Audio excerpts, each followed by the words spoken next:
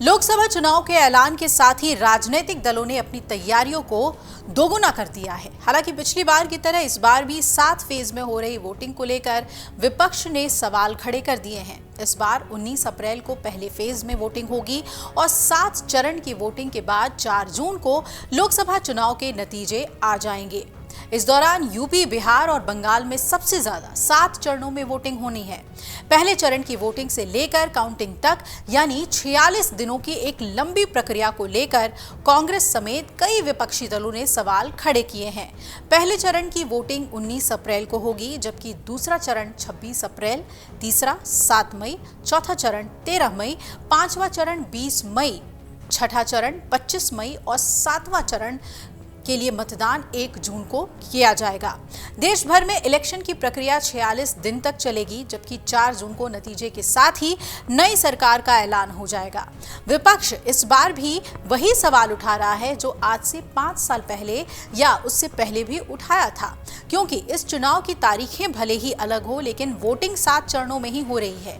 इस बार के चुनाव में दिल्ली समेत कुल 21 राज्यों और केंद्र शासित प्रदेशों में एक ही फेज में मतदान होगा। वहीं कर्नाटक, राजस्थान, त्रिपुरा और मणिपुर में 2 चरणों में चुनाव होंगे। छत्तीसगढ़ और असम में तो 3 चरणों में चुनाव होंगे।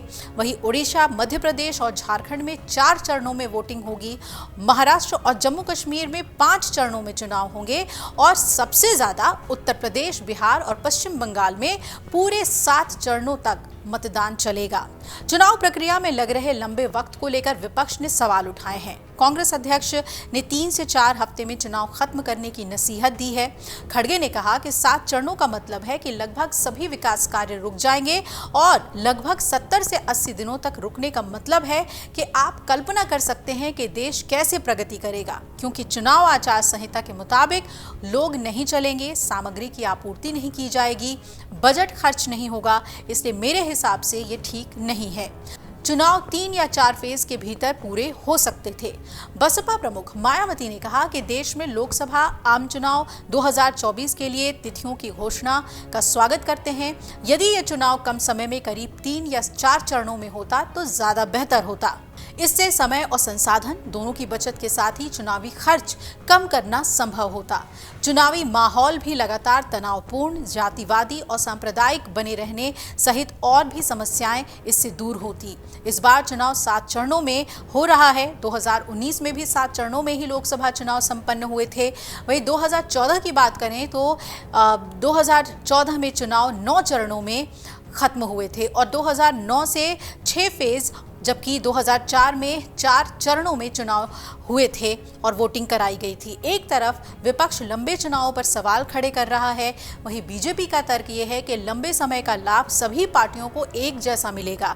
ये सभी दलों के लिए बराबर समय है। खुद हरियाणा से बीजेपी कैंडिडेट और पूर्व मुख्यमंत्री मनोहर लाल ने ये बातें कही। अब आपको बता दें कि बीजेपी अब तक 2 लिस्ट में 267 उम्मीदवारों की घोषणा कर चुकी है। वहीं विपक्ष अब भी सीट समझौतों में उलझा हुआ है।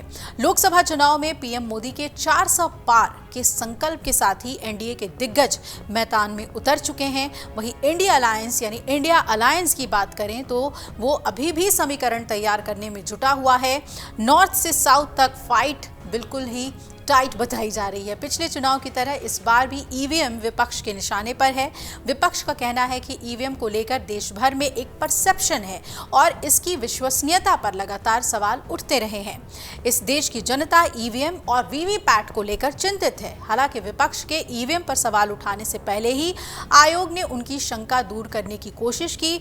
मुख्य चुनाव आयुक्त राजीव कुमार ने कहा कि ईवीएम 100% सेफ है। जो लोग ईवीएम में खामी निकालते हैं उन पर कटाक्ष करते हुए मुख्य चुनाव आयुक्त ने कहा कि अधूरी हसरतों का इल्जाम हर बार हम पर लगाना ठीक नहीं। वफा खुद से नहीं होती, खता ईवीएम की कहते हो।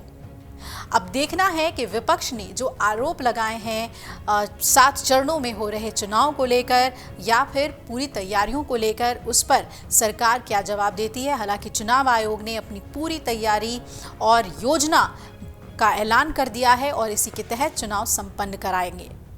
अगर आप ये वीडियो YouTube पर देख रहे हैं तो हमारे चैनल को सब्सक्राइब करें और बेल आइकन को दबाना ना भूलें। अगर आप Facebook पर ये वीडियो देख रहे हैं तो हमारे पेज को लाइक करें।